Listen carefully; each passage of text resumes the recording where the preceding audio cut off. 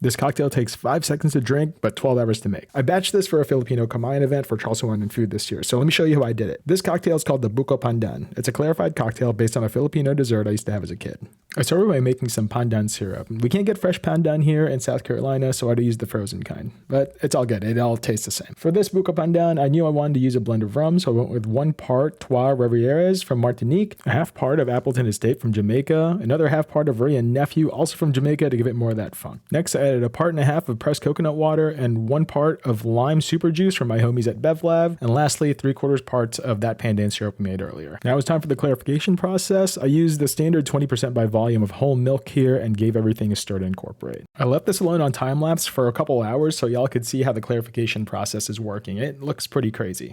A few moments later. After I got back from an event, hence the outfit change, it was time to separate the milk solids from the cocktail. I first used a chinois with a cheesecloth here, but as you can tell, this is a process. I had to build a layer of milk solids to strain through to really get the clarification process going. I went through 5 stages of clarification using Chemex filters for the last 2 stages. 1 eternity later. After this, you should be left with a crystal clear clarified cocktail. All was left to do was bottle. I ended up making a little over 8 liters, which was more than enough, so I'd figure I'd go ahead and make a single serving for y'all. As I was making this, I thought it'd be cool to pair it with an Ube Foam, so after some R&D, I stirred this cocktail to chill a bit, poured and strained it over a big cube, topped with Ube Foam and toasted coconut. Now that the event's over, I can tell you without a doubt this cocktail was a hit. I can't wait to show you what else I made for this event. Cheers, y'all.